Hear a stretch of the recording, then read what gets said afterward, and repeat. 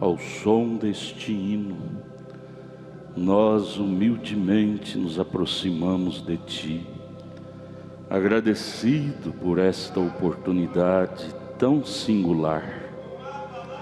Senhor, abra os céus nesta manhã e reparte para nós o pão da vida, a Tua palavra, Pai. Queremos estar ao pé da cruz, nossos corações inclinados perante o Senhor, para sermos ajudados por Ti. Senhor, nós viemos aqui, não porque somos bons, não, mas viemos aqui para sermos bons, aprender do Senhor como sermos bons. Jesus, somente os bons é que entrará nos céus, os bons segundo Deus. E quem faz um homem bom não é a técnica, mas é o Espírito Santo. Capacita-nos, Pai, encha-nos, Pai, com as qualidades do Senhor, porque uma vez possuindo as qualidades do Senhor, seremos bons. Perdoe os nossos pecados, perdoe nossas incredulidades, faça-nos mais crentes em Sua palavra. Com o perdão de nossos pecados pedimos humildemente, em nome do Senhor Jesus Cristo. Amém. Senhor Jesus, continue nos abençoando, irmãos. É maravilhoso estar aqui. Você deve amar isto. É um privilégio singular. Vir à casa de Deus é uma riqueza. Se você acha que trazer seus filhos para a escola, levar seus filhos para a escola para aprender o beabá, a matemática, o português, o inglês, se você acha que isto é riqueza, muito mais riqueza é trazê-los à casa de Deus. Eu estava tão feliz ali no meu escritório, vendo as crianças responder as perguntas do professor. Fiquei feliz. Aí eu chamei meu menino ali no escritório e falei: você invista nesses filmes. Só lá em casa nós temos uns 30 filmes da Bíblia. Pega aquele, nós temos lá em fita de vídeo. Pega e grava em DVD e ofereça aí para os pais. Isso é rico. Eu criei meus filhos assistindo isto, filmes evangélicos. Tem coisa que você tem que esquecer, tem coisas que não bate com a Bíblia. E aí cabe os pais assistir com os filhos e dizer: filho, isso aqui você tem que deixar de lado, porque esses filmes foram produzidos por pessoas que não eram reveladas, pessoas denominacionais. Aí você tem que ter o filtro. Porém, tem muita coisa útil ali para você incentivar seus filhos. Está vendo? Isso aqui está escrito lá na Bíblia, sim. É muito melhor assistir esses filmes do que assistir televisão, com essas novelas sujas, a internet, essas coisas da Disney. Eu não criei meus filhos desta forma. Pelo menos você vai ter paz de consciência. Se eles, a hora que emancipar, escolher o mundo, pelo menos você não vai ter peso de consciência e dizer: eu não ensinei essa doutrina. Você vai dizer: eu ensinei tudo concernente à Bíblia. Se eles não optaram para a Bíblia, então é foro deles, né? Foro deles. Mas pelo menos você vai ter paz de consciência de ter catequizado seus filhos no Evangelho. Pegue, nós temos já alguns filmes, clipes ali, desenhos bíblicos. Pegue e assista com seus filhos, incentive-os a assistir, que isso cria neurônios espirituais neles, cria qualidades bíblicas dentro dele. A maior paixão de um pai é criar qualidades bíblicas no coração do filho. Isso é o ministério de pai e de mãe. Estava vendo os menininhos do irmão Gabriel ali respondendo. Fiquei feliz. Irmão Gabriel, cadê ele? Está aqui, está ali. Eu os amo, vocês, eu tenho vocês como meus filhos. O Gabriel é muito amigo do Tiago, cresceram juntos ali em Goiânia. Tem como meu filho, ele estava viajando, como um desbravador, às vezes o homem tem que dar sair, não é? Mas vai e volta, né? Eu estava vendo os meninos dele ali na escolinha, aí eu senti, vocês devem vir para cá, morar aqui mais perto, os meninos participar das escolinhas, para dar prazer para vocês no amanhã. Criar os filhos fora das escolinhas dominicais é ruim demais, é ruim. Se pode, por que não, né? E hoje pode, hoje nós vivemos num país rico. Você diz, não pastor, a vida está difícil. Não, mas muito mais difícil estava há 50 anos atrás, há 40 anos atrás. Hoje, por mais difícil, ainda é fácil. Eu quero vocês aqui, viu? Com suas crianças, aqui na escolinha, os filhos cantando igual o pai. A igreja é rica, a igreja é rica, a riqueza da igreja não está baseada em dinheiro. A riqueza da igreja está baseada no caráter do seu povo. Estava dizendo para uma irmã agora há pouco, ali fora, estava dizendo, olha, o diabo não nos pega na doutrina, ele sabe que na doutrina ele não nos pega. Graças a Deus, Deus tem nos dado essa iluminação. Mas cuidado para ele não nos pegar no dinheiro. Cuidado para ele não nos pegar no dinheiro. Porque são 3 coisas que o anjo disse para o profeta ter cuidado: dinheiro, fama e mulher. Até que doutrina ele não falou, né? Podia ter falado a 4ª, doutrina. Mas ele falou que essas são as mais vulneráveis de nossas vidas: dinheiro, fama e mulher. Mas se o anjo falou e nós ouvimos, então nós vamos cuidar, assim como nós cuidamos da falsa doutrina, nós vamos cuidar também desses outros 3 itens. Mulher para o homem, mas para a mulher é o homem, né? Mulher, a mulher, o homem diz, cuidado com mulher, fama e dinheiro. E para a mulher ele diz, cuidado com homem, fama e dinheiro. Com homem é tão prejudicial quanto a mulher é prejudicial, fora dos estatutos de Deus. Deixa eu repetir isto: a riqueza da igreja não está baseada em dinheiro. A riqueza da igreja está baseada no caráter do seu povo. No caráter do seu povo. Pastor, a missão dele é colocar caráter na igreja. Aí isso me veio forte esta manhã, e eu senti de ler com vocês. Abra suas Bíblias aí em Hebreus 13. Hebreus 13, verso 7 e verso 17. Abra suas Bíblias aí, em Hebreus 13, verso 7 e verso 17.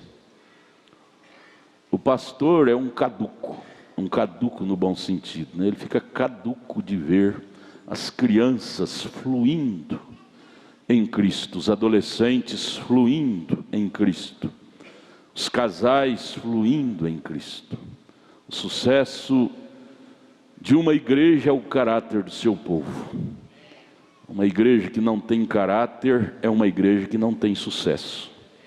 Então o pastor, ele investe com a alma no caráter do seu povo. E aí Paulo nos recomenda aqui em Hebreus 13, verso 7 e verso 17. No verso 7 ele disse: lembrai-vos dos vossos pastores, lembrai, que vos falam a palavra de Deus, não doutrina errada, mas a palavra de Deus, a fé dos quais imitai, atentando para a sua maneira de viver. Eu creio que não temos deixado isto vago para vocês. Agora o verso 17: obedecei a vossos pastores e sujeitai-vos a eles, porque velam por vossas almas, como aqueles que hão de dar conta delas, para que o façam com alegria e não gemendo. O pastor não deve fazer isto gemendo. Estou sofrendo por causa do povo. Não, nada é sofrimento para o pastor, tudo é alegria, tudo é alegria. Porque isto não vos seria útil, ter alguém diante de vocês gemendo. É difícil demais cuidar do povo. Eu me encanto de ver aquele filme, Os 10 Mandamentos. Israel, um povo problemático demais para Moisés, porém Moisés olhava para eles quando eles estavam lá no vale, e Moisés dizia: povo de Deus, povo de Deus. Ele levanta a mão e fala: povo de Deus. Ele não falava povo. O próprio Deus chamou o povo de, como é que é a frase que ele chamou? Obstinado. O próprio Deus chamou o povo de obstinado. Mas você nunca viu Moisés chamando o povo de obstinado. Moisés não, Moisés dizia povo de Deus. O próprio Deus disse para Moisés: saia da frente que eu vou detonar e destruir esse povo, depois eu tiro outra geração de você. Moisés parou na brecha e disse: Senhor, se eu for matar eles, você tem que matar a mim primeiro, que eu paro na brecha por esse povo. Aí está o papel do verdadeiro pastor. Brigou até com Deus por causa do povo. Brigou até com Deus por causa do povo. Eu tenho pensado nisso e tenho falado para vocês isto. Você quer falar mal, fala de mim, mas não fale do meu povo. Quer bater, bata em mim, mas não bata no meu povo. Eu amo esta gente. Eu não estou aqui para ser uma figura decorativa. Estou aqui parado na brecha por cada um desta gente. Aqueles que me têm como pastor, eu tenho ciúmes deles. Tenho ciúmes, pode estar lá embaixo. Pode estar lá embaixo. Mas eu amo também. Você já viu um pai que odeia o filho? Se ele odeia um filho é porque ele está com a mente errada. Mas é difícil isso acontecer. Um pai, por mais errado que o filho seja, ele ama o filho.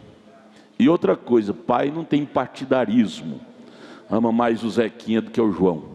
Ama mais a Marinha do que a Terezinha. Não.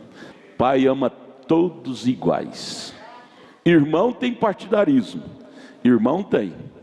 Irmão quer que o pai ama mais ele do que o outro. Irmão na família. Faz até briga um com o outro. Ciúma. Porque às vezes o pai dá mais atenção para um do que o outro. Sabe por que às vezes o pai dá mais atenção para um do que o outro? Porque às vezes aquele um que ele está dando mais atenção está caído, está precisando de uma atenção maior. O pai do filho pródigo teve que repreender aquele filho que estava na casa dele. O filho ficou rebelde, disse: pai, eu vivo com o senhor toda a vida, sou fiel a ti. O senhor nunca fez um churrasco para mim, um novilho cevado. Agora este irresponsável que sai de casa e volta, o senhor faz churrasco, novilho cevado, chama o povo.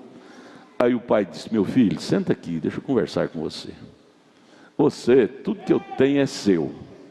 Agora esse coitado se tornou um desertor, desfiliou-se de nós, e agora ele volta, eu vou receber com pancada, ele está precisando de azeite para curar as feridas, vamos ajudá-lo, o sangue dele é o sangue nosso, não vamos espancar não, vamos ajudá-lo. É a razão de muitos escandalizar: pastor, por que o senhor dá oportunidade para aquele irmão não vale nada. O pastor está tentando animar aquele irmão, mostrar que aquele irmão, só o fato dele crer na mensagem, ele tem uma qualidade. O pastor está curando as feridas. O pastor não tem partidarismo. Ele ama a Chiquinha do jeitinho que ele ama o Joãozão. Viu? Como um pai não tem partidarismo. Se você não entender isso, você vai escandalizar, viu? Na família isso acontece. Aí você abra também em 1 Pedro capítulo 5, Primeira epístola de Pedro, capítulo 5, do verso 1 ao verso 4, como que o pastor deve trabalhar na causa de Deus. Leia comigo, primeira, não é porque é epístola, 1 Pedro, capítulo 5, verso 1 ao 4. Pedro nos dá as regras, como deve proceder um verdadeiro pastor. Presbítero quer dizer pastor, não é? Aos presbíteros que estão entre vós, admoesto eu, que sou também presbítero com eles, e testemunha das aflições de Cristo e participante da glória que se há de revelar. Aí ele disse: apacentai o rebanho de Deus que está entre vós, tendo cuidado dele, do rebanho, não por força. Nenhum pastor deve estar diante do povo por força de necessidades materiais. Isso é pecado. O pastor está diante do povo como uma profissão. Pastor não é profissão, pastor é ofício divino. Toda a vida eu trabalhei profissionalmente, aqui que não precisou, mas quando eu morava no norte eu trabalhava secularmente para não ser pesado. Eu nunca me coloquei diante da igreja para pedir dinheiro. Eu ensinei a igreja a ser dizimista, ser ofertante, porque isso é doutrina bíblica. Mas eu nunca coloquei diante da igreja para pedir dinheiro. Como o profeta até ensina na mensagem à ordem da igreja. Se chega algum necessitado na igreja, uma visita de irmão necessitado, o pastor deve colocar diante da igreja e pedir oferta para aquele irmão que quebrou, teve um prejuízo, aquele irmão que vem de fora. Eu nunca fiz isso e nunca tive autorização do Espírito para fazer isso. Quando vem me pedir, se eu tenho no bolso, eu dou. Se não tem, eu não uso púlpito para isto. Eu respeito o pastor que faz, eu respeito, eu não critico. Porém eu estou falando eu creio mais nas ofertas alçadas da igreja, nos dízimos. Isso é cristão, é bíblico. Então ele disse: tendo cuidado dele, do rebanho, não por força, mas voluntariamente. Vida cristã não é forçada, é voluntária. Você voluntariamente optou para ser cristão. Optou para ser cristã. Foi uma escolha. E a sua escolha determina seu destino. Nem por torpe ganância, mas de ânimo pronto. Essa é a qualidade do presbítero.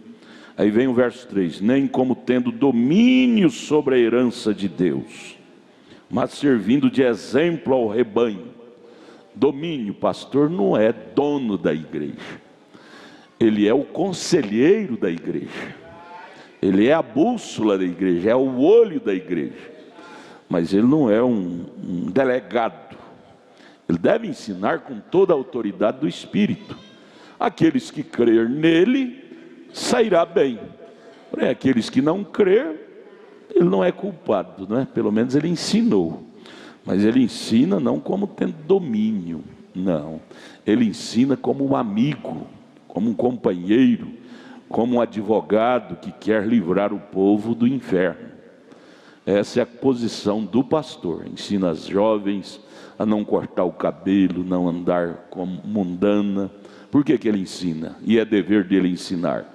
Porque ele é o olho de Deus, é a boca de Deus, para advertir o povo para não entrar por caminhos errados. Mas, porém, todavia, é foro das pessoas aceitar o ensino dele ou não. Pelo menos ele fica com as mãos limpas naquele dia do juízo. Mas eu quero que você saiba disso: o pastor não tem domínio. Para começar, ninguém manda em ninguém, gente. Isso é ilusão ótica pensar nisso. O marido dizia: eu mando na minha esposa. Manda nada. Ela faz escondido. Só para te decepcionar, Deus permite ela fazer escondido. Eu mando no meu marido. Manda nada. Ele faz escondido. Ninguém manda em ninguém. O máximo que podemos fazer é aconselhar. Obedecer é entre a pessoa e sua convicção com Deus. Aí vem o verso 4. E quando aparecer o sumo pastor, alcançareis a incorruptível coroa de glória. Ao obedecer, nós alcançaremos a incorruptível coroa de glória. Agora eu quero chamar a atenção de vocês para isto, com muito respeito, cada um de vocês, com muita seriedade. Nós temos que aprender a ser mais sensíveis à voz do pastor. Vocês não têm um pastor moleque aqui, sem vergonha, mulherengo. Sou casado há 33 anos, nunca usei de baixa calão com irmã nenhuma. Eu recebo-as no escritório como filhas. Às vezes eu brinco com uma com a outra, mas é para descontrair. Mas nunca passei os limites.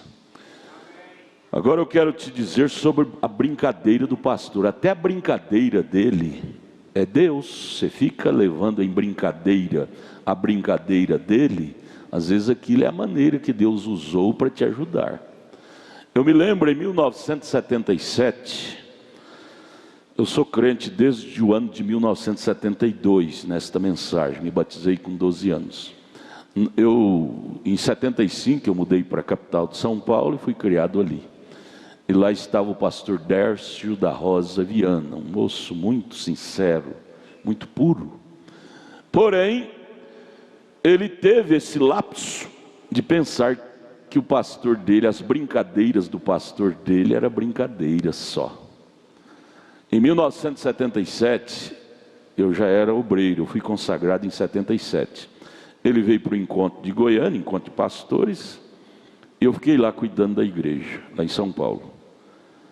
Aí, nesse encontro, foi justamente em dezembro, agora está fazendo 77 para 2017, está fazendo 40 anos, não é isso? 40 anos. 40 anos que o pastor Dércio partiu. E 38 anos que a minha mãe partiu, foi também em dezembro de 79. Aí ele veio para Goiânia no encontro, ele tinha um Opala muito bonito. Naquele tempo Opala era o carro do ano. Opala preto, em 77. Vocês lembram quando saiu o Opala? É macio, bonito. O pastor dele, o pastor Joaquim, que é o nosso pastor, brincou com ele. Brincando, por isso que eu digo, cuidado com as brincadeiras do seu pastor. Você pensa que é brincadeira, às vezes é Deus, viu? É Deus. Falou, irmão Dércio, você podia me vender esse carro seu? O pastor Joaquim toda a vida foi apaixonado em Opala, ele possuiu vários.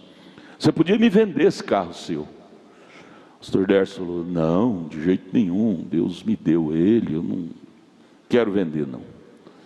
Falou brincando. E aí insistiu nessa brincadeira. Por fim, quando ele estava despedindo para voltar para São Paulo, ele disse, irmão Dércio, você podia me dar esse carro seu? Me dá.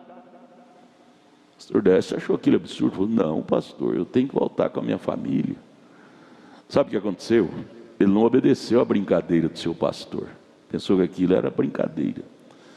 Voltando, chegou em São Paulo, o rio Tamanduateí, que é um dos rios que cruza São Paulo, estava transbordando.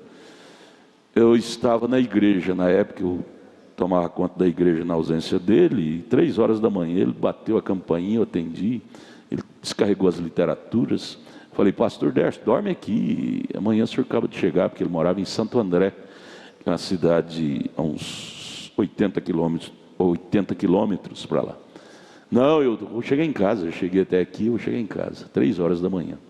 Foi o fato que ele saiu de lá da igreja, que era no Brás, e foi, porque tinha que pegar a Avenida do Estado, que é onde o rio Tamanduateí passa no meio das duas pistas, e o rio estava transbordando, a avenida transbordando de água, enxurrada muito forte.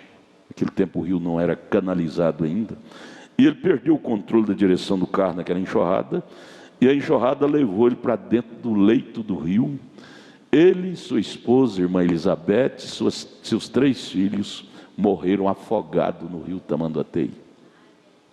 Já pensou se ele tivesse ouvido a brincadeira do seu pastor e dito: pastor, eu vou te dar, eu vou de ônibus?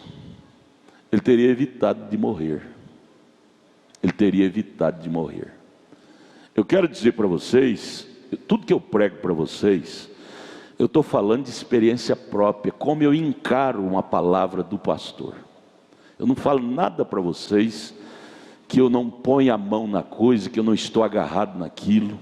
Tudo que eu prego para vocês é aquilo que eu estou vivendo, aquilo que eu estou desejando viver. Eu tenho até citado para vocês muitas vezes, eu tenho advertido vocês dizendo, quando eu falo você, eu estou dizendo eu. Quando eu falo você, eu sou o primeiro da fila. Tudo que eu prego para vocês, eu sou o primeiro da fila. Jamais eu colocarei alguém para fazer algo sem que eu esteja disposto a fazer. Procura a minha linhagem. Nós temos irmãos lá em Minaçu, onde eu fui pastor muitos anos, e em São José dos Campos, onde eu fui pastor há algum tempo.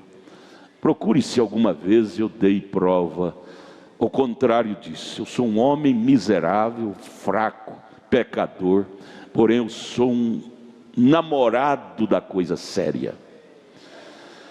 Eu sou um grande apaixonado pela coisa pura, pela coisa verdadeira. Eu não dou conta de ser 100% o que eu prego, porque o que eu prego é Deus, mas eu estou lutando para colocar isso em minha vida. E como Paulo disse em Hebreus 13, onde acabamos de ler, eu vos convido para tentar a isto. E às vezes até nossa brincadeira é Deus. Vocês pensam que um pastor vive falando de si próprio? Ele é dirigido. Porque se você não crê assim, você está perdendo seu tempo. O pastor te fala uma coisa e diz, não, eu não entendo assim, eu não creio assim. Olha, cuidado. Feliz da irmã que tem um pastor no coração. Feliz do irmão que tem um pastor no coração. Feliz. Outro dia dizendo para uma irmã, cuidado com a sua mãe, aquele tumor pode ser câncer. Não é isso não.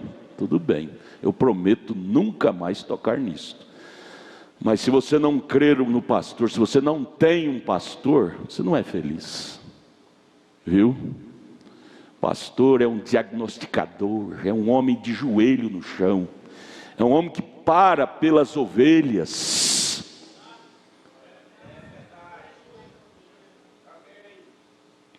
Pastor não é um bestalhão que está diante do povo para explorar o povo. Ai dele, se desenvolver tal caráter. Ai dele, ele vai pagar caro diante de Deus. Ele trabalha com as crianças, brinca com as crianças. O irmão Brana conta que ele fazia até desfile na rua e as crianças atrás dele. Ele amava demais as crianças, dava balinha para as crianças. Aí o carnal disse, é pedofilia. Olha gente, você vai responder diante de Deus por isto. E ai do pastor que desenvolver também isto. Porque não podemos dizer que não tem pastor que tem esse diabo nele. Porém o irmão Brana não tinha esse espírito não. Você deve respeitar mais a Deus, porque senão o juízo pode cair sobre você. Feliz da ovelha que tem seu pastor como um Deus, que entenda do jeito que queira entender. Mas a Bíblia fala assim, pastor é o marido espiritual da ovelha. Pastor é a voz de Deus para a ovelha. Ah, mas o médico não disse assim. Me diga qual é o médico maior. É o homem ou é Jesus que está no pastor? Jesus está no pastor. Ou nós cremos assim, amados, ou então vamos para o mundo. Que já que não cremos em nada, vamos para o mundo. Estamos perdendo nosso tempo aqui na igreja. Vai para o mundo. Eu penso assim, eu não prego nada para vocês, coisa que eu não tenha em minha vida aquilo. Eu ganhava, eu já falei para vocês, quando eu morava na capital de São Paulo, trabalhava no Banco Itaú, eu ganhava 45 mil, naquele tempo não era ainda, foi em 82, naquele tempo parece que era cruzeiro. O meu pastor chegou lá e disse: eu quero você tomar conta da gráfica de Goiânia, e a igreja não tem condição de pagar isso tudo que você ganha não, nós vamos pagar a metade. Eu não questionei, eu disse: eu vou. Tinha meses que nem condição de pagar nós funcionários a igreja não tinha. Sabe o que nós combinava? Nós éramos lá, eu, irmão Joaquim Rodrigues, irmã Martema, irmã Vera, e tinha na época também a irmã Ruth, por um tempo. Aí o que nós combinava? O irmão Joaquim era administrador, que é até hoje. Nós dizíamos: irmão Joaquim, paga um só, um funcionário, e esse um divide com os outros, assim nós vamos comendo aí. Eu comia na igreja, não gastava muito. Eu dizia: não, então as irmãs, a Martemes, a Vera, que tem família, usufrui do dinheiro, e eu vou comendo, não tenho que gastar mesmo, não pago luz, não pago água. Eu era solteiro, morava na igreja. Vim de São Paulo para morar na igreja. Trabalhava na gráfica com maior orgulho. Você quer saber um homem orgulhoso? Era eu. A Vera, a Mujaci, que partiu, e a Martemes. Nós tínhamos o maior orgulho no encontro, naquele tempo, nos anos 80, era assim, de imprimir maior quantidade, número de mensagens para o encontro. 3 encontros por ano, e nós, a véspera do encontro, o irmão Ricardo traduzia as mensagens, e nós, a Martemes, datilografava, corrigia, datilografava, e enviava para nós na gráfica. E nós tínhamos o maior orgulho de imprimir o maior número. Teve um encontro que nós imprimimos 6 mensagens, 6 títulos de mensagem. Trabalhava até meia-noite. O pastor Joaquim brigava conosco: vocês não precisam fazer serão não. Nós trabalhávamos escondido dele. Ganhava hora extra? De jeito nenhum. Cobrava por isso? Também de jeito nenhum. A gente fazia com paixão pela causa. Eu estou falando isso para vocês só para mostrar que o cristão tem que ter o lado missionário, porque senão vira um materialismo puro dentro da igreja. O cristão tem que ter o lado missionário na alma dele e dela, para ofertar. O maior orgulho que eu tive, era um sonho que eu sempre tive lá, quando eu trabalhava em Goiânia. Meu maior sonho era dizer: irmão Joaquim, eu não quero receber esse mês não, esse meu dinheiro você põe na oferta. E aí, quando eu casei, minha sogra fabricava enxoval lá em São Paulo, e me chamou para revender para ela em Goiânia, no atacado. E aquilo, o dia de sábado, o irmão Joaquim me deu como folga, e no sábado eu saía vender atacado, enxoval, cama, mesa e banho. E por fim, aquele lucro que eu tinha da comissão foi tanto, que aí eu dei conta de cumprir meu sonho, irmão Joaquim. Por umas 3 vezes isso aconteceu, não sei nem se você lembra disso. Chegava com cheque, que era o meu salário, ele pagava em cheque. Eu falava: irmão Joaquim, põe ele na salva, eu não vou precisar não, põe ele na salva de oferta. O irmão Joaquim ficava assim pensando: mas como que esse homem vai comer? Mas Deus me dava. Mas aquilo eu fazia não era para exibir não, eu fazia porque eu tinha paixão de ver a obra de Deus desenrolar, contribuindo.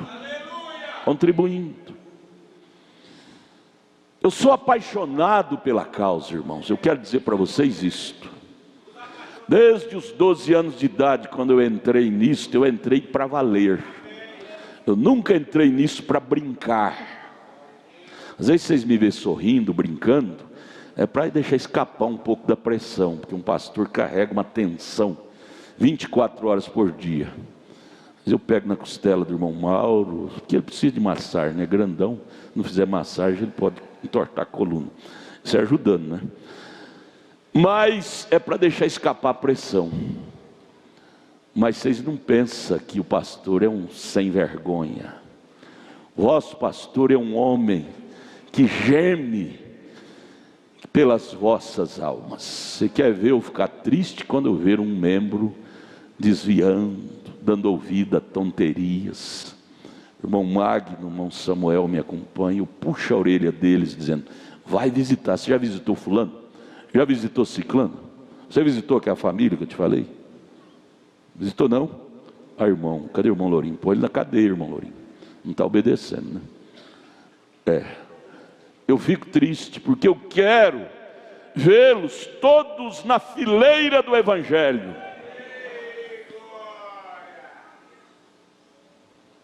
Eu quero vê-los todos marchando na fileira do Evangelho. Se vocês querem uma coisa qualquer, vá lá na Universal, nessas denominações, lá ele aceita de qualquer jeito. Aqui não. Aqui nós queremos Deus. E o pastor não está querendo colocar vocês num beco sem saída. Jamais, irmãos, eu prego para vocês coisa que não está em mim. Tudo que eu prego para vocês, eu sou o primeiro da fila. Eu sou o primeiro da fila. Eu não estou aqui para ser um figurão, figura decorativa. Eu estou aqui para ser modelo, exemplo e conselheiro e amigo. Porque se o pastor não for assim, vamos ver aonde isto. A igreja tem que se espelhar em algo. Eu estava lendo ontem no culto lá em Taguatinga, Gênesis 6. Ouça aquele culto de ontem, está na gaveta. Deus se entristeceu tanto com o homem nos dias de Noé, porque suas mentes só maquinavam o que era mal. É escrito lá, Gênesis 6, verso 5. Ao ponto dele dizer: eu me arrependi de ter feito o homem. Veja, o homem só maquinava o que era mal. Eu vi um dia uma professora falar isto numa palestra. Ela disse: infelizmente, você vê 3 classes de alunos dentro de uma sala. Às vezes, ela dizendo, às vezes eu faço um risco para mim saber o caráter das crianças, como os professores aqui da escolinha também devem prestar atenção nisto. Veja as respostas que elas têm às minhas perguntas. Ela disse: uma criança que tem uma mente pornográfica, um risco que você faz na lousa, no quadro, ela já fala uma frase pornográfica. Faz um risquinho, ela disse: eu fiz um risquinho na lousa e perguntei para as crianças: o que é que isso parece? Aí cada criança deu um palpite. Uma criança disse: parece um membro íntimo do homem. Mente suja, pornográfica.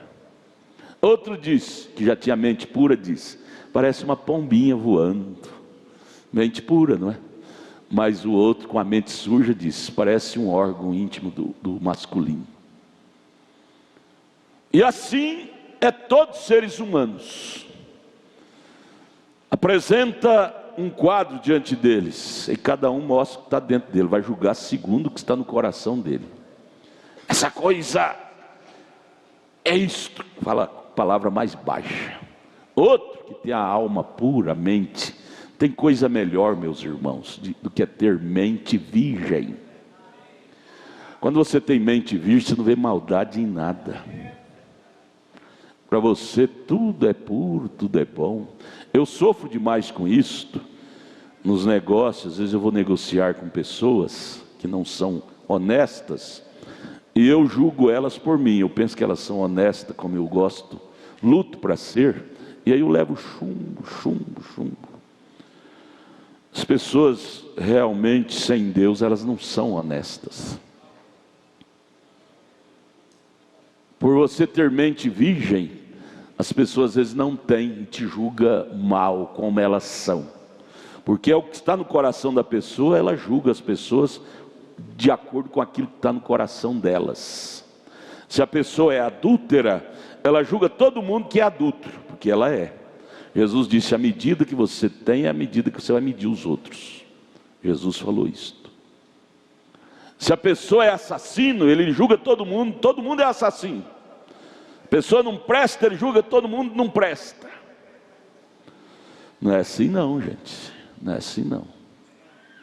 Existem pessoas boas ainda. Existem pessoas puras ainda. Existem pessoas sinceras ainda. Existem pessoas verdadeiras ainda. Existem pessoas que são de baixo calibre, porém existem pessoas que são de alto calibre. Não é porque a pessoa caiu na esparrela que ela é daquilo. Você lembra da história da águia que o irmão Brana conta? Aquela tempestade forçou a águia a descer e ela estava sentada no galho de uma árvore, e justamente onde o irmão Brana estava acampado, lá na caça, lá no meio da mata. E aí o esquilo de pinheiro saía do oco do pau e via a águia lá e começava a chirlear. O irmão Brana interpretando o chirlear dela, ele fala isso na Mensagem de Adoção, volume 5, lá nos últimos parágrafos. O chirlear do esquilo significava difamação contra a águia. Ah, essa águia é fraca, veja, ela desceu. Nunca vi a águia descer a nível baixo, e essa aí desceu. Ô águia, você não é nada, você é fraca, você não presta, você é desvalida. Irmão Brana interpretando aquele chirlear do esquilo que saía na boca do pau, que olhava, via a águia lá e dava aquele chirleado. Aí o irmão Brana começou a observar o comportamento da águia. E aí ele viu por que ela desceu, porque tinha acontecido uma tempestade tão terrível no ar. E aquela tempestade forçou a águia a descer, desequilibrou ela. Porém, quando ela estava lá embaixo, ela se refez as forças, bateu asa, ajustou suas asas e bateu asa. E o esquilinho lá de pinheiro chirleando, difamando dela. De repente ela bateu asas e começou a subir. Subir.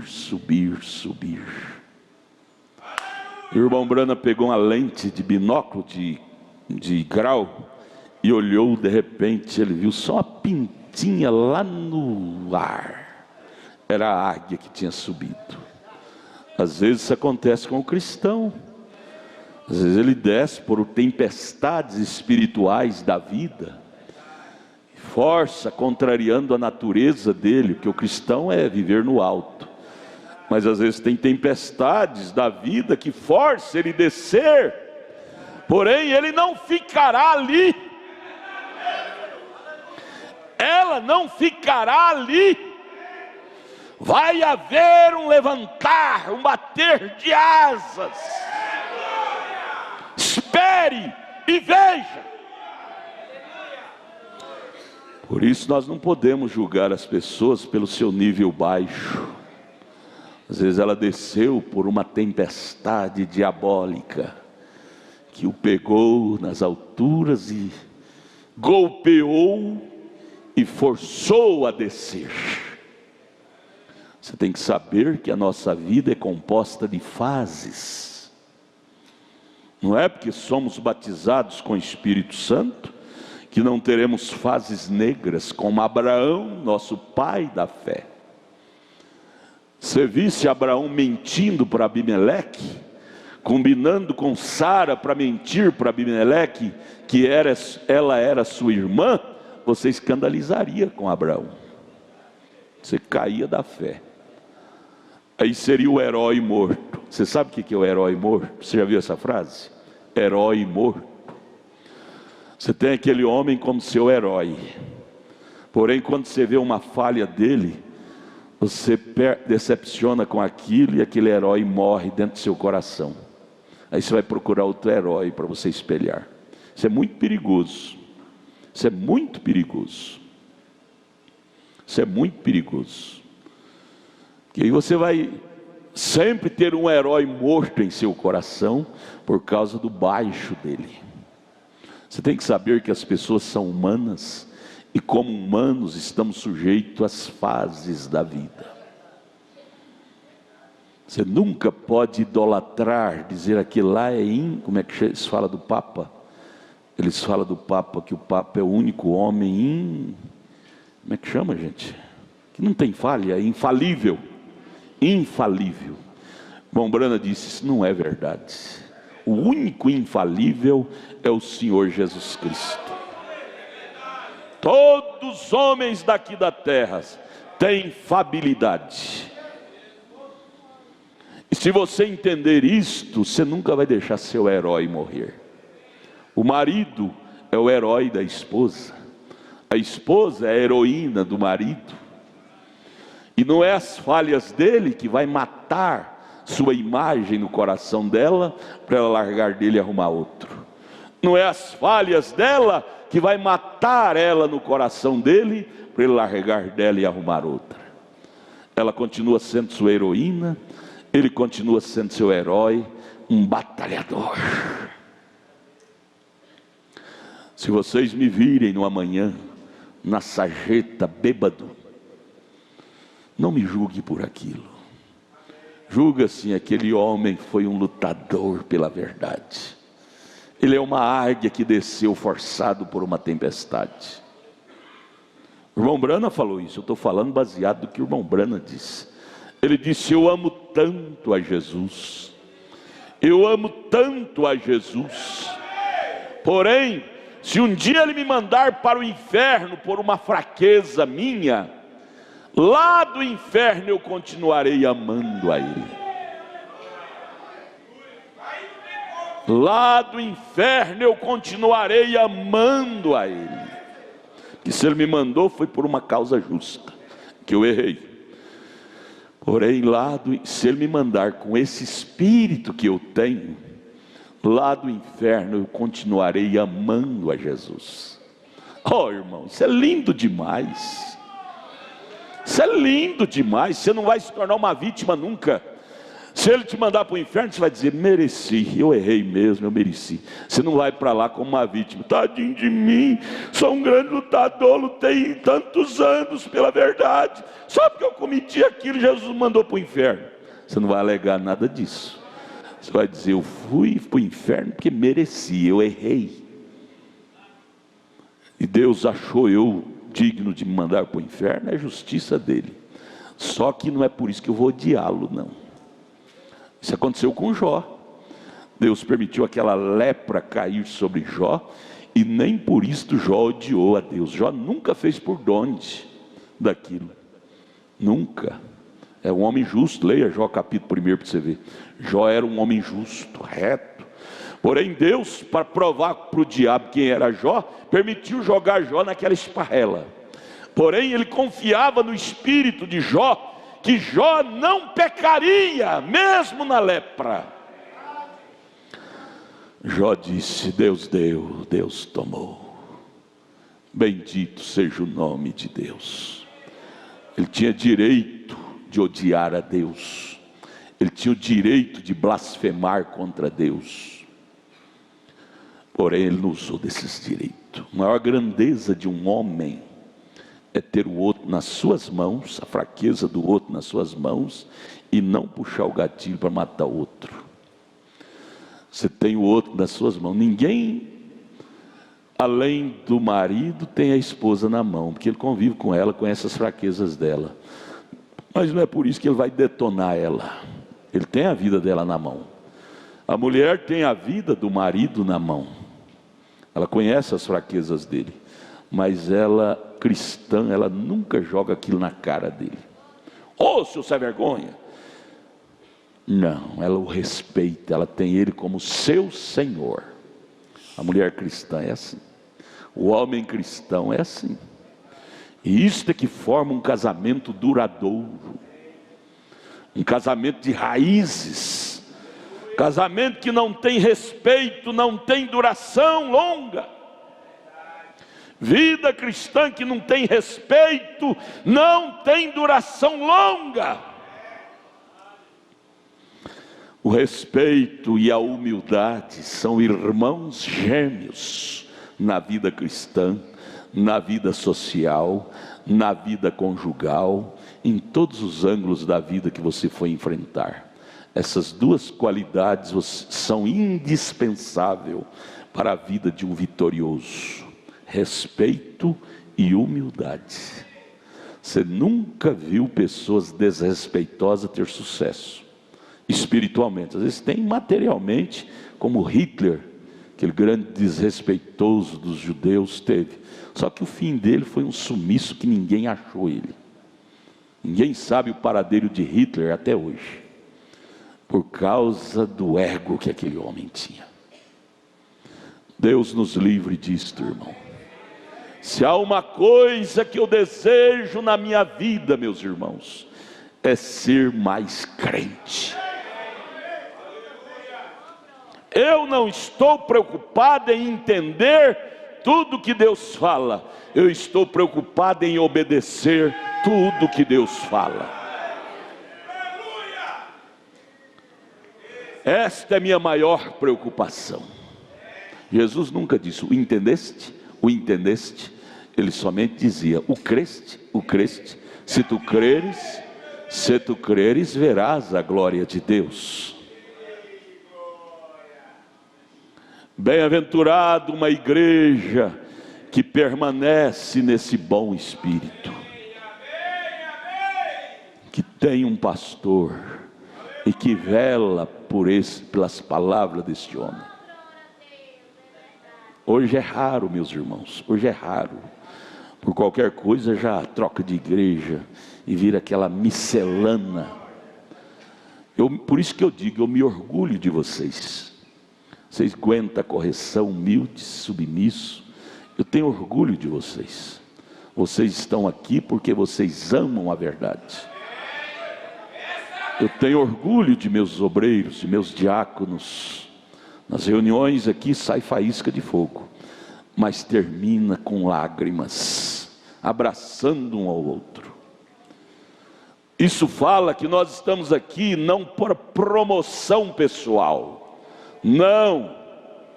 Os cantores nossos, eu falo com segurança, eles não cantam por promoção pessoal. Outro dia uma jovem, vem de outra cidade, de vez em quando vem e canta aqui. Todas as vezes que ela vem, ela canta. Mas eu liguei, você vai vir agora na ceia? Ah, não, chega lá, o senhor não deixa eu cantar, que me desanimou tanto. Falei, ah, bichinho, então você vai é por promoção pessoal, né? Você vai é para se apresentar, se exibir. Ah, porque ela quer casar. Casamento, então você quer casar através de promoção pessoal. Eu não vou chamar ninguém não. Se quer cantar, ensaia com os tocadores e ponha seu nome aqui na lista e eu chamo. Todos que põem o nome da lista eu chamo. Agora eu não posso chamar, porque para começar às vezes você não ensaiou, né? Às vezes eu chamo pessoa que eu confio, que está bem afinada, eu chamo assim de improviso. Mas tem uns que você não pode chamar, que às vezes não ensaiou. E outros você não pode chamar, porque sabe que ele vai fazer aquilo por promoção pessoal, por vaidade. E na casa de Deus não cabe isso, irmãos.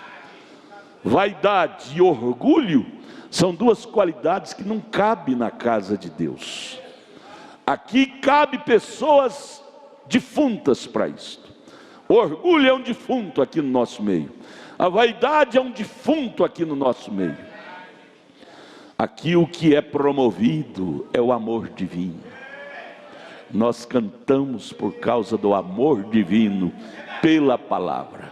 Por isso que às vezes cantando chora aqui com o microfone na mão, porque canta vivendo aquilo que canta.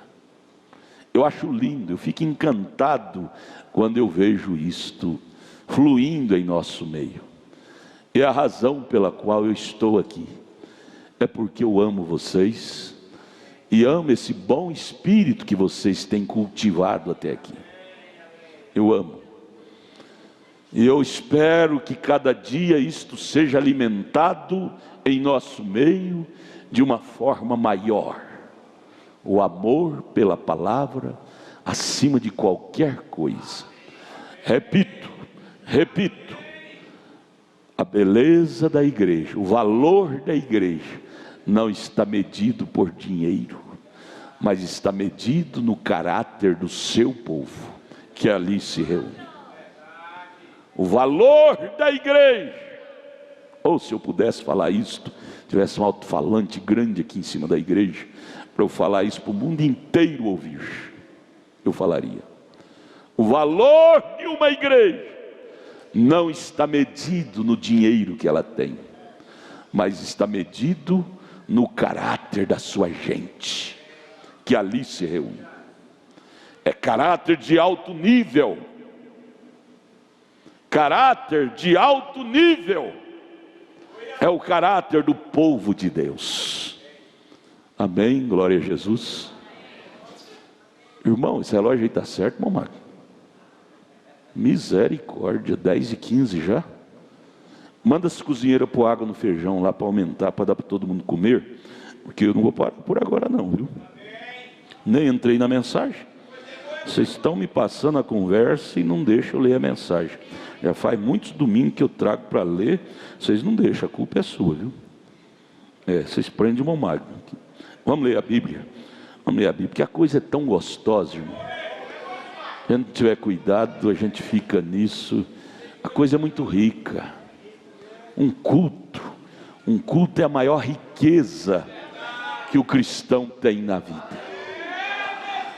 Faz 46 anos que eu sou batizado, e eu nunca me acostumei com um culto, ou eu pregando, ou alguém pregando, mas eu nunca, cada culto para mim é o primeiro da minha vida. Eu encaro assim como o primeiro da minha vida. Eu amo. Busca meu currículo para vocês verem. No tempo da minha adolescência, da minha infância ali em São Paulo, um dia que você vê o pastor Adil, chama ele e pergunta como que era o irmão Adalto lá. Toda a vida fui um homem que amei demais esta causa. E é uma coisa que tem muitas coisas que eu quero que Deus tire de mim, mas uma coisa que eu nunca quero que Ele tire de mim é este amor pela causa. Esta coisa eu tenho certeza que isso é de Deus. Eu quero que Ele faça fluir mais, né? Vamos lá, Filemão capítulo 1, primeira parte. Paulo, prisioneiro de Jesus Cristo. Coloca você nesse sujeito. Sujeito aqui é Paulo. Esse sujeito agora é você. Fala agora seu nome. Eu vou falar o meu, você fala o seu. Todos juntos. Adalto, prisioneiro de Jesus Cristo.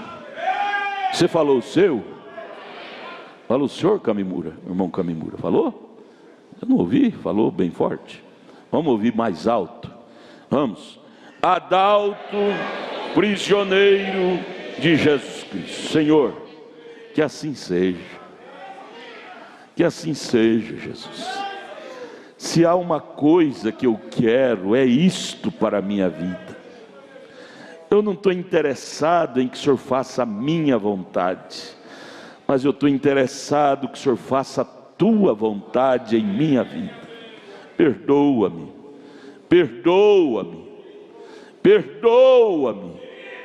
santifica-me, restaura-me, em nome de Jesus. Amém, podeis assentar. São Pedro disse que a igreja é o trono de Deus. Ele disse, o julgamento começa pela casa de Deus. Está lá em 1 Pedro, né? O julgamento começa pela casa de Deus. A casa de Deus é a igreja. A igreja é o tribunal, é a tribuna, onde é proferida as leis divinas. Deus ajude nós a aceitar suas leis. Que Ele não nos encontre aqui na terra, na sua segunda vinda, nós lutando contra as suas leis. Será terrível demais recalcitrarmos contra as leis divinas. Que Ele nos dê um coração sensível, humilde, submisso, e dizer, Senhor, o errado sou eu e o certo é o Senhor. O errado sou eu e o certo é o Senhor. Que morra eu e viva Jesus. Deus quer nos ver rendidos assim, prisioneiros assim. Vamos lá, página 16, parágrafo 111. Os cozinheiros estão ouvindo lá, né, irmão Magno, na televisão. Eu espero que as cozinheiras estejam cozinhando, porém prestando atenção no vídeo aí, na televisão aí, que está reproduzindo o culto. Eu não quero só a vossa comida, cozinheira, eu quero também vossa atenção. Tem muita coisa que mulher fala que não precisa falar. Blá, blá, blá, blá, diz que o dia que a mulher fala menos é o mês de fevereiro, que só tem 29 dias. Mas a mulher cristã deve pôr freio na língua, viu? Põe a trava na língua, Espírito Santo é o freio. É o freio. Nós agradecemos demais, demais por estas cozinheiras, elas fazem de coração. Mas eu quero amar vocês, minhas irmãs aí na cozinha. Eu quero amar.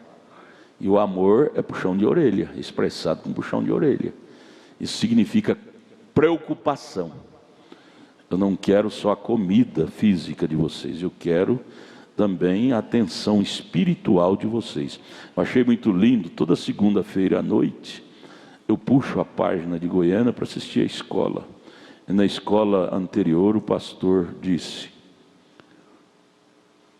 lá tem vários funcionários hoje, homens, mulheres. Aí ele disse, eu dispenso, ele chegou até a apontar o dedo para o irmão Joaquim, que é um funcionário mais antigo. Mesmo o irmão Joaquim Rodrigues, que usar barba, querer usar barba, você está dispensado do nosso trabalho aqui na igreja. Ele disse, barba é um espírito maligno da era. Ele disse, não esta barba desse ancião, que tem aquilo por uma vocação, mas hoje não é vocação, hoje é um espírito que batizou os jovens, os que têm barba. É um espírito, e geralmente, meus irmãos, geralmente, eu falo lá no mundo para te desanimar a copiar essa coisa do mundo. Esses barbudos é porque está querendo mostrar uma imagem de macho, mas a maior parte deles são mais efeminados do que masculino. E você querer copiar isso deles, e você querer copiar esse espírito da barba deles.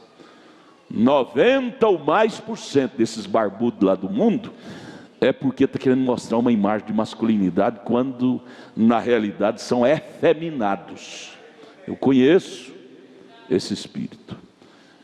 Por isso que o Espírito Santo, quando fala, ele está amando a igreja, gente. O Espírito Santo não está espancando, não.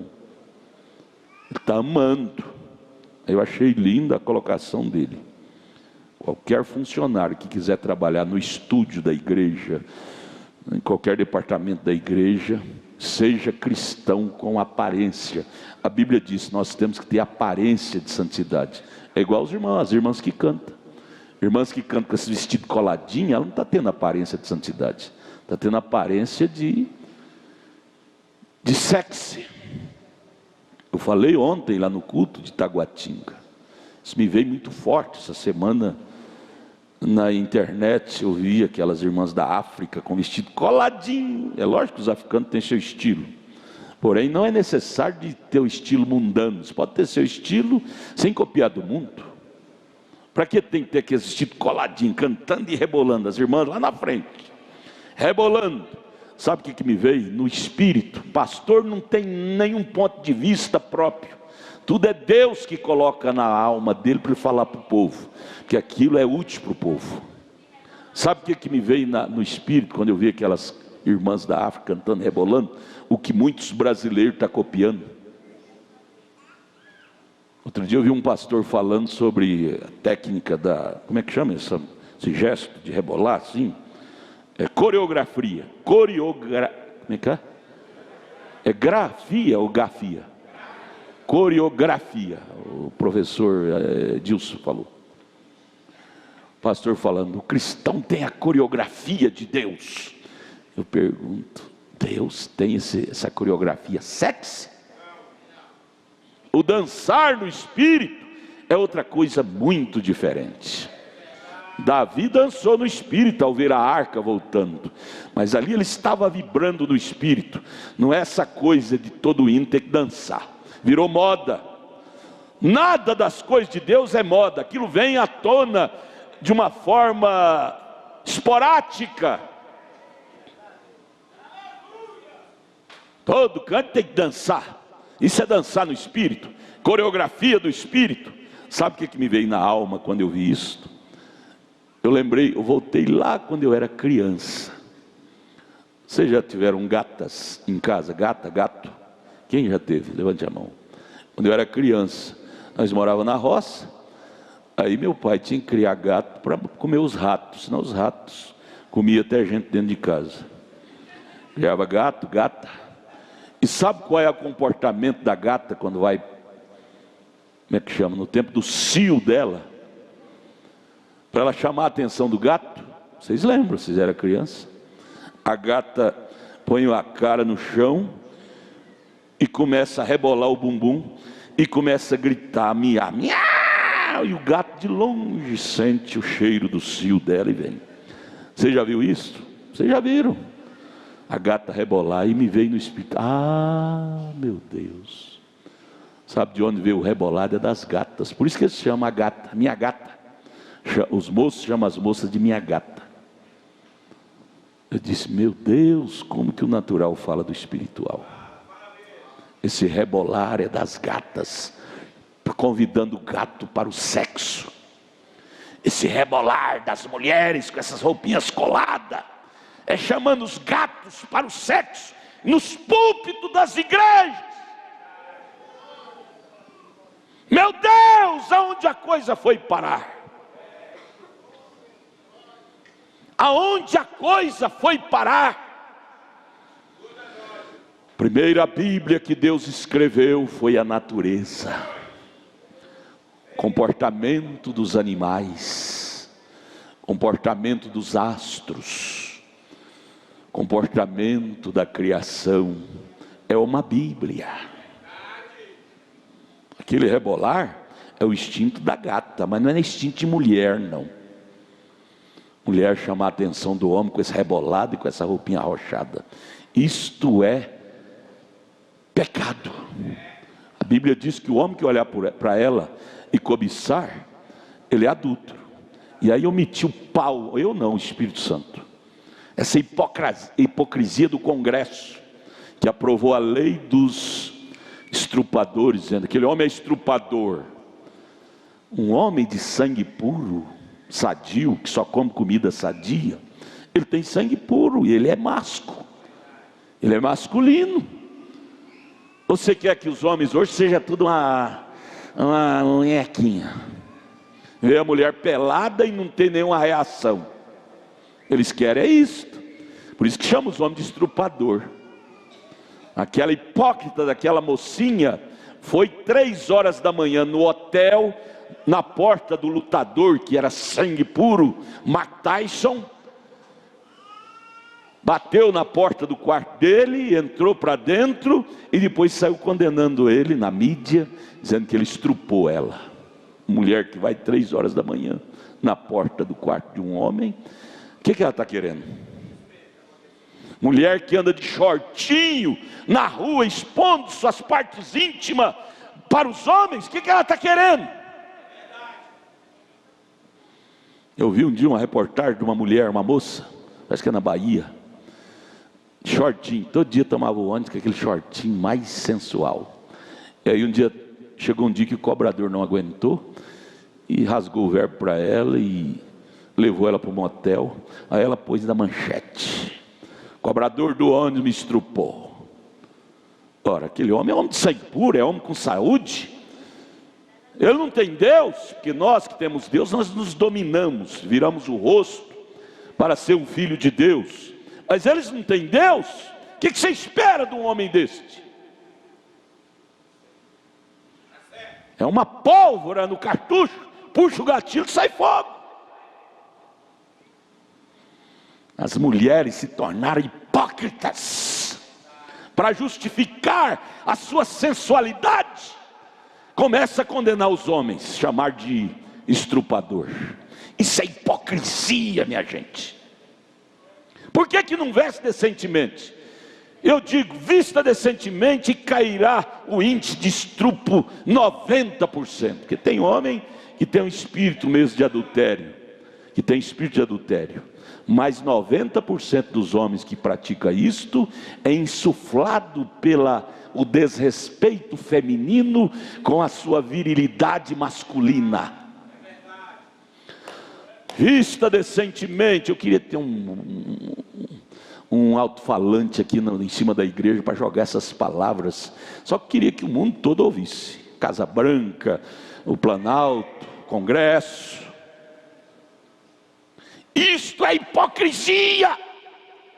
O mundo jaz no maligno. Deus olha para isto e lembra de Gênesis 6, verso 5. Eu me arrependo de ter criado o homem. O homem e a mulher só maquinam o mal. A mulher maquina o mal para ser uma gata. Coreografia diante dos homens, igual a gata, diante dos gatos, chamando a atenção. Ela sabe que ela chama a atenção, vestindo daquela forma. Ela tem senso para isto. Ela sabe que aquilo é diabo atrás disto. É verdade.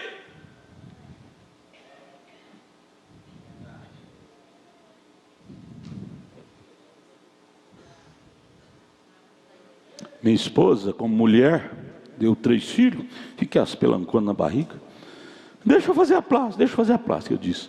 Digo para ela todas as vezes, o dia que eu morrer, você vai e faz do jeito que você quiser. Mas enquanto eu existir, você não vai ser uma prostituta. Quem faz isto, ela pode ser sincera quanto for, mas o espírito de prostituição pega ela. Eu faz quase 60 anos que eu vivo, gente. Aqui não é um bestão que vive aqui não. Eu conheço as coisas. Quando eu morrer, você faz o que você quer, mas enquanto eu viver, você vai ter que viver segundo a inspiração de Deus no meu coração. Ah, mas essas pelanconas, eu disse, que dia que eu te reclamei por elas? Ah, meu seio caído, que dia que eu te reclamei contra esse seio caído? Isso é prova que você amamentou, que você foi mãe. Essas estrias é prova que você foi mãe, gerou filho. Você quer se apresentar para quem? Seu marido ou por esses adúlteros? Usar essas roupinhas apertadas para chamar a atenção desses irmãos da igreja, que são adúlteros, que nunca nasceu de novo. Na igreja tem isto. Na igreja tem isto. Homens sem vergonhas. Nós não estamos brincando com Deus aqui não, meus amados. Você quer brincar com Deus? Vai na Universal, nessas denominações. Temos pecado? Temos. Temos erro? Temos. Mas nós não concordamos com nenhum deles. Aqui se prega a verdade. O irmão Brana disse na mensagem pergunta e resposta número 3. Ainda que me ofenda, porém eu não posso deixar de vos ensinar a verdade.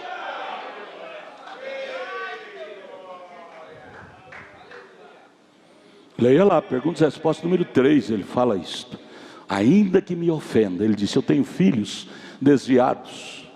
Ele fala, isso me pega, me ofende, mas não é por isso que eu vou deixar de vos ensinar a verdade. Não é porque eu tenho erros que eu vou ensinar para vocês um caminho torto.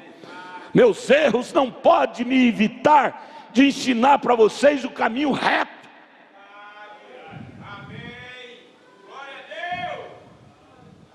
O eu de fora não vale nada, mas o eu de dentro vale muito.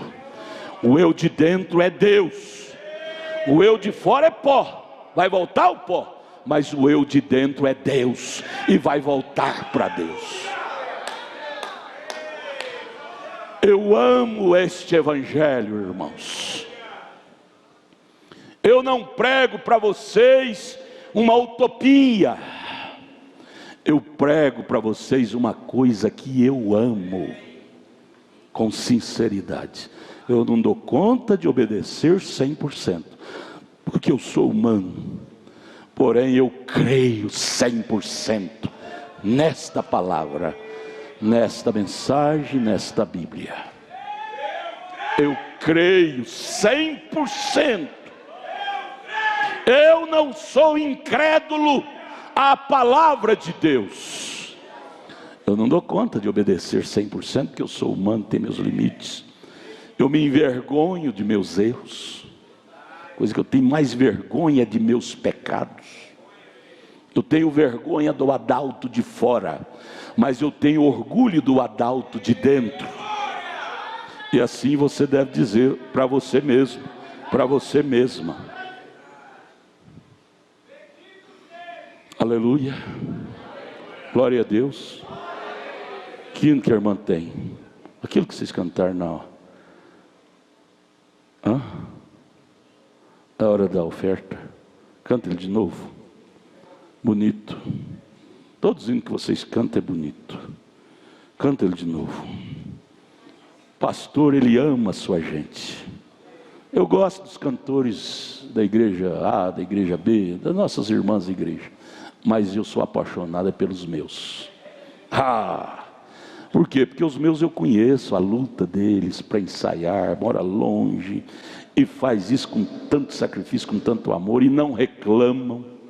É por isso que eu amo, porque eu vejo que eles fazem com amor. Canta feio? Feio para os outros, mas para mim é bonito, viu? Quer criticar meus cantores? Critique, mas eu tenho orgulho deles. Bom, Magno, não vai poder começar a leitura hoje de novo. Vamos ouvir esse hino? Vamos. Como é que foi, minha filha? Passou lá ontem? Passou? Se Deus quiser. Ela veio chorando sexta-feira no escritório. Pastor, ora por mim. Eu vou fazer o concurso. Eu tenho um sonho de ser uma médica. E o vestibular é difícil demais. Ora por mim. Eu chorei com ela, orei com tanto amor. Eu creio que Deus vai te ajudar, irmã. Creia, confia. Eu amo minha gente. Eu amo esta gente, viu? Cante, irmã, cante. Eu sei que Cristo salva um pecador.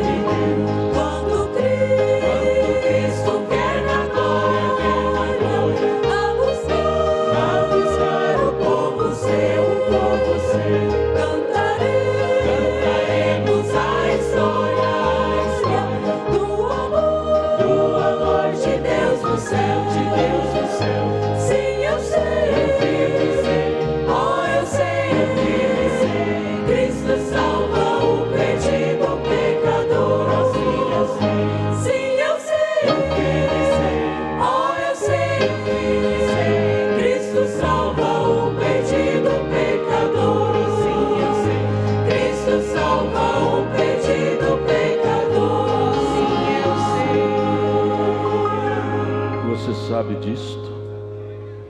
Feliz do homem e da mulher que se coloca diante de Deus como um pecador.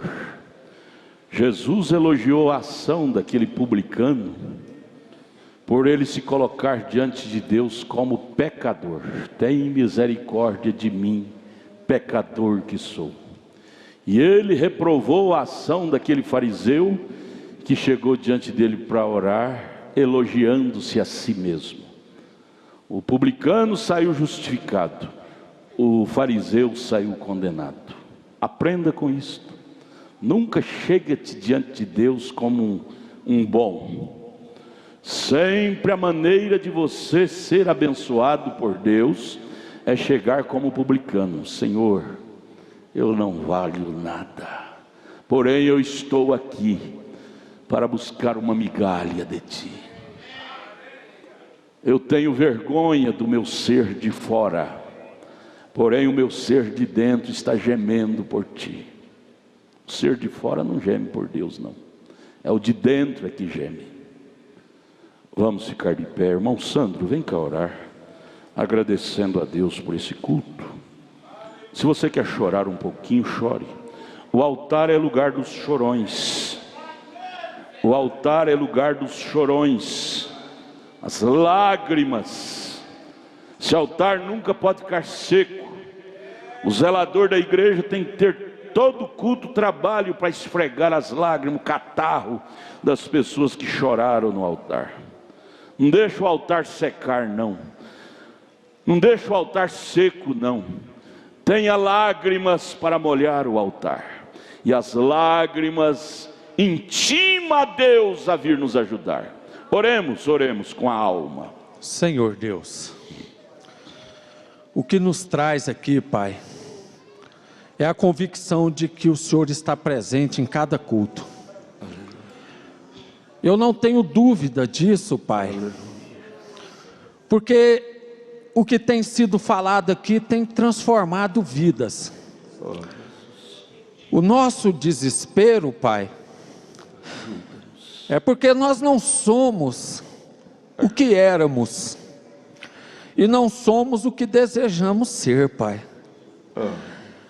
Mas, Senhor, a Tua palavra ela tem nos colocado, Pai, diferentes. Eu creio que cada irmã, cada irmão, eles não são mais aquilo que era, Pai.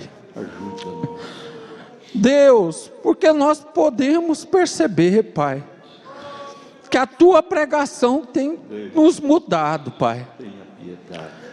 Nós não temos, Pai, medos de ser corrigidos, porque a Sua correção, ela nos leva mais próximo de Ti, Senhor.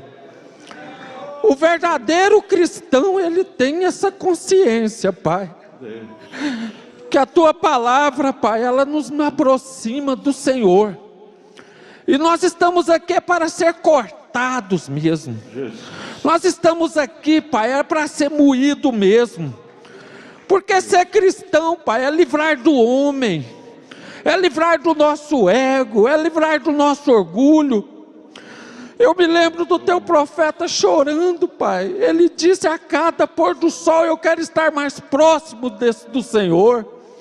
E nós estamos aqui porque nós temos esse desejo, Pai, de estar mais próximo do Senhor. Deus, perdoa, Pai. Perdoa as nossas falhas.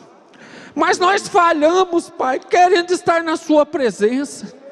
Nós falhamos querendo ser melhores cristãos, Pai.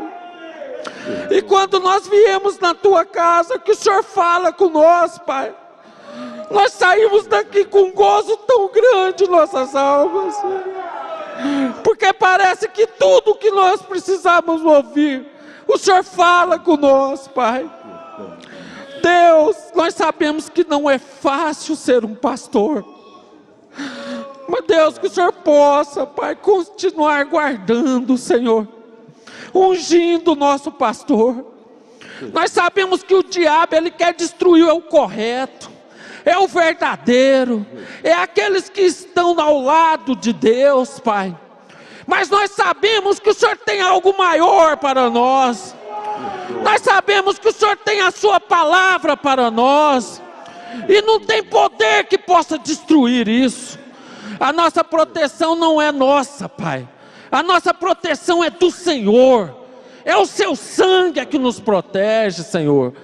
Deus, nesta manhã tão gloriosa, que todos os demônios, Pai, foram expulsos, porque a tua palavra, ela tem o poder de derrubar câncer, de livrar de qualquer doença, e a tua palavra, ela foi dita nesta manhã. Então nós sabemos que os que estavam doentes foram curados, Pai, que aqueles que precisavam de um reavivamento, eles foram reavivados. Senhor Deus, nós temos só a te agradecer, Pai, pelas tuas ricas misericórdias, por esta igreja, por cada irmão, pelo nosso pastor. Se bem pensarmos, Senhor, nós temos muito que agradecer, em nome do Senhor Jesus Cristo. Eu amo,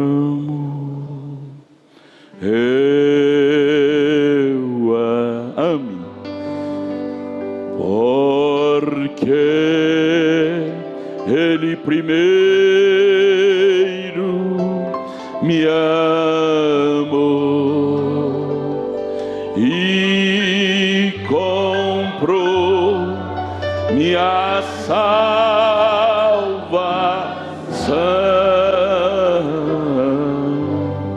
no madeiro do Calvário. Você quer chorar, mas no altar pode vir. Abraça seu irmão, abraça sua irmã. 5 horas em ponto começa o culto de Santa Ceia hoje à noite, viu? 5 horas em ponto começa o culto de Santa Ceia hoje à noite. Deus os guarde, Deus os leve em paz. Tenham todos um bom dia, um bom almoço na presença de Jesus.